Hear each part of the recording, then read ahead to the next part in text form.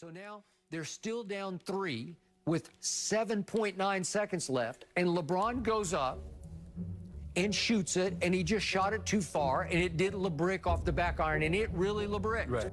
So 2 of the 4 options for greatest shot ever, it has come down to 2 shots that saved LeBron's legacy. Without those 2 shots from Kyrie and Ray Allen, well, think about it. LeBron James, without Kyrie and without Ray Allen, would be 1-8 in NBA Finals. 1-8? So thank you, Kyrie, LeBron should say, and really thank you, Ray Allen, because I cannot disagree with you, as painful as it is to me, and I talk about it all the time on Undisputed. That shot was the greatest clutch shot in NBA history. Skip, under the circumstances, given the moment, that is the greatest shot in NBA history. Given the moment, given the circumstances, Ray Allen's three-pointer to tie it up and send this game into overtime is the greatest shot in NBA history.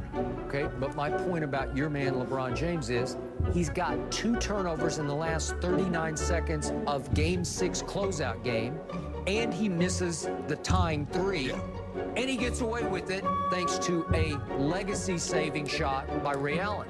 It just simply said, right now, LeBron would be the flip side of Tom Brady. He would be 3-7. You know what happened at the end of the game, and near the end of that replay, I tweeted this. I tweeted, remember, if Ray Allen hadn't followed a LeBrick 3 to tie with the greatest clutch shot in NBA history, LeBron would now be 2-7 in the NBA Finals. 2-7 with an exclamation point. And he's the GOAT with 3 question marks? Stop it! So let's start it right here, right now. LeBron, let's go to Shannon Sharp. How can you continue to try to convince me that LeBron is the GOAT?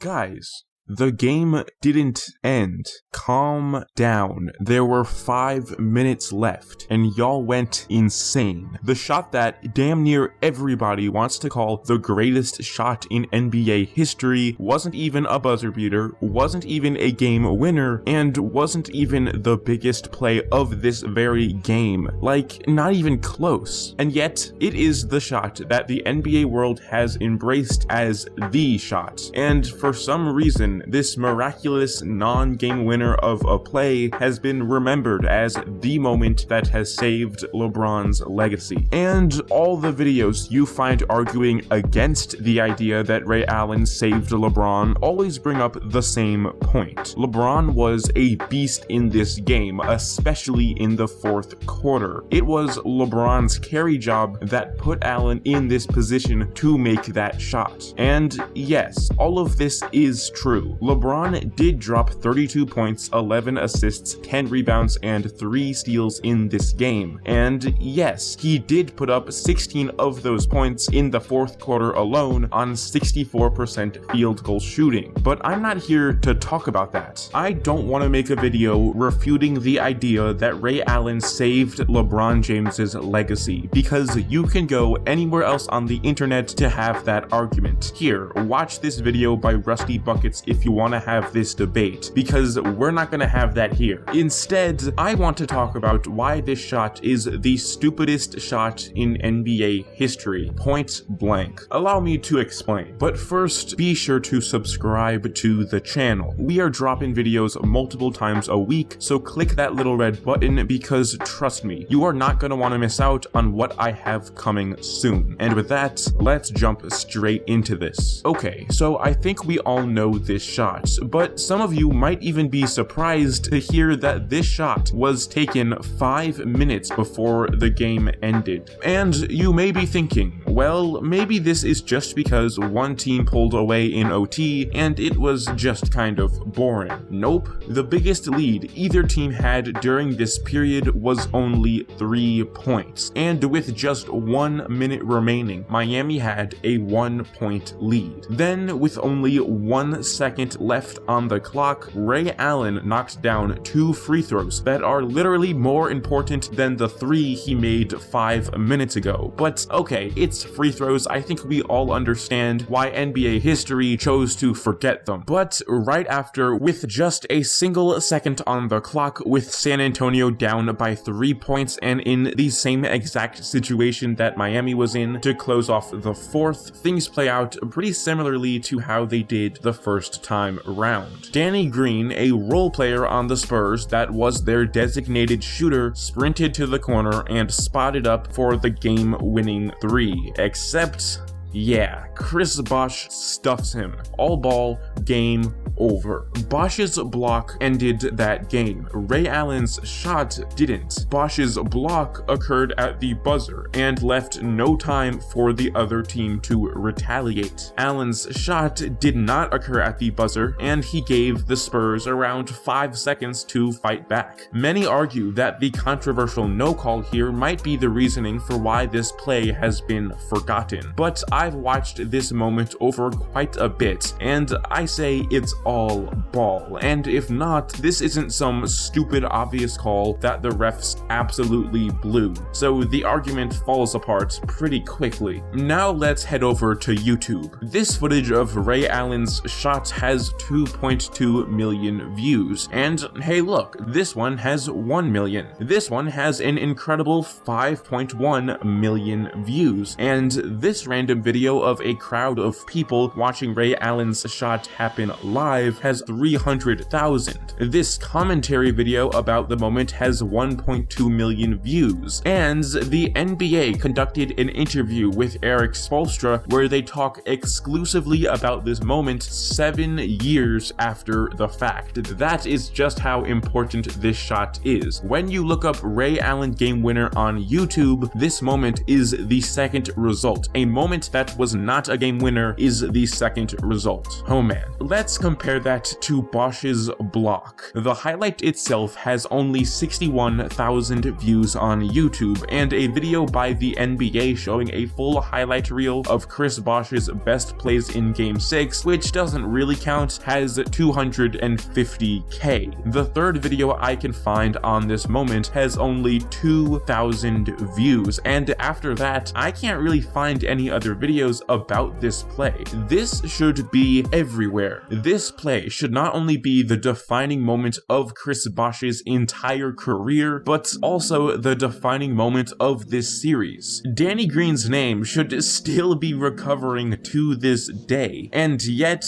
just 1 year ago, Chris Bosh and Danny Green were in an interview together, and the moment was barely even brought up. People really think that this Ray Allen shot is something special. They really want to call this shot the greatest shot ever, but truth be told, there's nothing that inherently memorable about a non-buzzer beating, game-tying shot that leads to overtime. Honestly, we see it all the time. In Game 3 of the 1993 finals, Dan Marley hit a long two-pointer with just 3.2 seconds left to bring the game into triple overtime. In Game 5 of the 1976 finals, with Phoenix down by 4 points, Penis Van Arsdale hit this baseline jumper with just 15 seconds left. Then Paul Westphal steals the inbound pass, passes it to Gar Hurd, who then misses his shot, gets his own rebound, and knocks it down on his second attempt to bring the game to triple OT. In Game 6 of the 1974 finals, at the end of the game's second overtime, Kareem Abdul Abdul-Jabbar knocked down this hook shot with 3 seconds left to win the game. You will never hear about this shot. You won't hear about that time Steph Curry made this layup in Game 2 of the 2015 Finals with 8 seconds left to put the game into overtime. You won't hear about this three-pointer that Derek Fisher knocked down in Game 4 of the 2009 NBA Finals with 4 seconds left to bring this game to overtime. A game that gave the Lakers a 3-1 lead. Super important stuff. You won't hear about this shot that Dwayne Wade made with 2 seconds left to bring Game 5 of the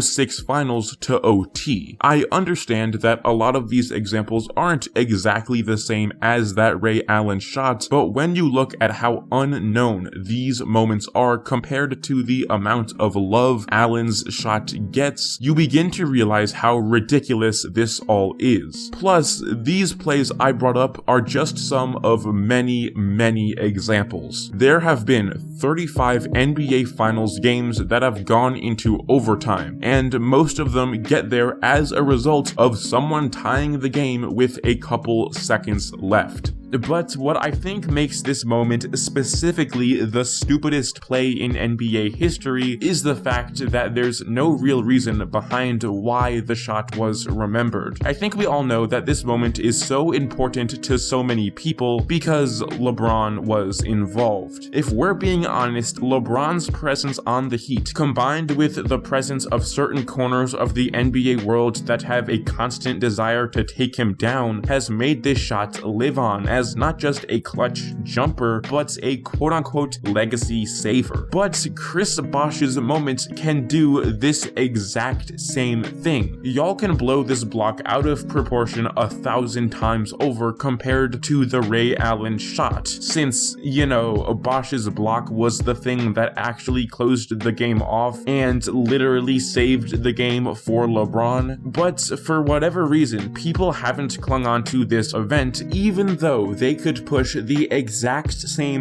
narrative that they do with Ray's 3. I mean, if you want to be a hater, at least be good at it. We really start to see the sheer power of narratives when we look at social media, where even Chris Bosh himself, when asked about his favorite sports moment, responded with, quote, "I got a rebound and made a pass." Even he has forgotten that he is the true hero of this game. And it's true, he will be and currently is better remembered for playing the extraordinarily boring role of getting a rebound and making a pass to Allen in the corner. And that's sad. Especially when you take into account how this generation has particularly remembered more blocks than any other generation before it ever has, it makes this fact even weirder. We all remember that swat LeBron had on Splitter, and that chase down block on Andre Iguodala is probably one of the few plays as well known as Allen's 3. So